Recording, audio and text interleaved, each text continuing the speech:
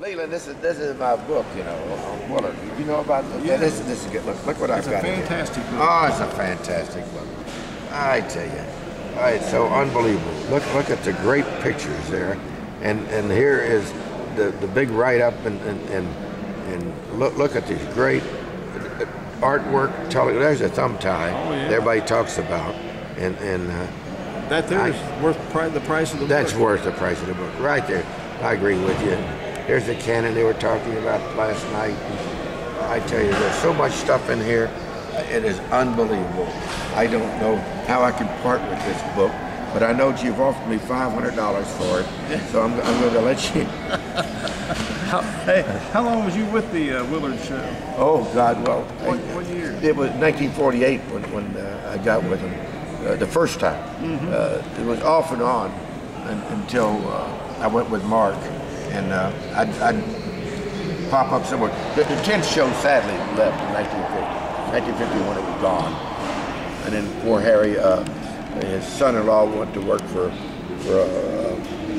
Exxon in Baton Rouge. And his Rosemary, the older daughter, who was his chief assistant, those two did everything. They worked the tail off. They both quit the show. And they offered to help Harry, you know, with school shows at nighttime. But Harry was a little ornery, and so Whitey was his name, the son-in-law, and he quit booking him. He says he just couldn't put up with it. I talked to him many times, and I said, and I talked to Harry. I was, for some reason, Harry and I got along better.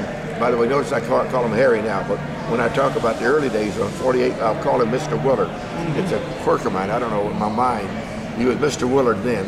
Then when I came back in the middle 50s, come back off and on to help get him back on the road, he was Harry then. And he listened to me. We worked together. I mean, Frances wasn't, she dropped out. She was going to become a beauty queen. And so, but she did. I mean, she joined them, you know, Miss Texas and Miss America and all that good junk. So we got her to come back in, and the three of us went back on the road. I bought the truck. Harry had bought the truck, but he hocked it. So I got it out of hock. I paid the money. So I got the title, and I gave it to Frances, and I said, don't let him have it back.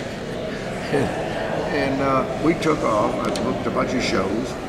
But she'd always go back to San Antonio, and she was working as a secretary.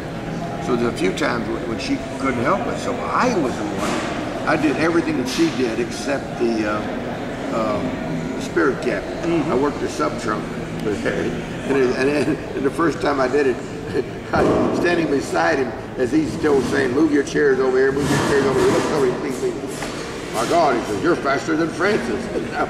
I said, "Shut up and get going."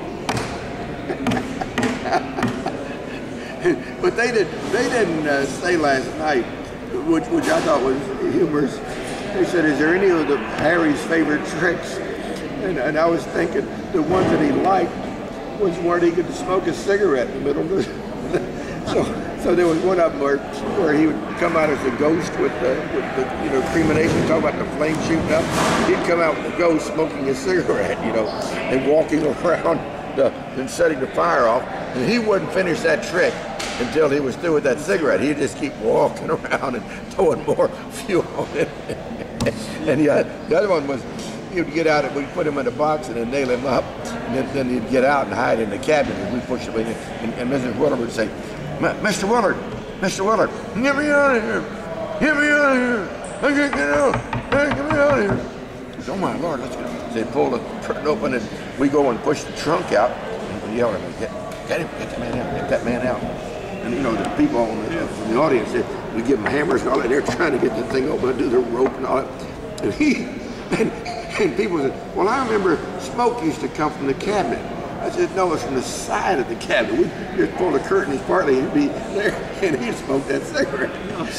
Now, and he'd watch him, he wouldn't come out there, and when he'd finally finished, you know, he'd tap the guys on the shoulder, and of course would say, when you see Mr. Willard run off the stage. Well, they were thinking that they was gonna open it up and see him and run off. So it was really a surprise when he comes over like this, you know. Who's in there? And they look up and go, oh my God. Now they run. They really got a genuine reaction. Did you get anything?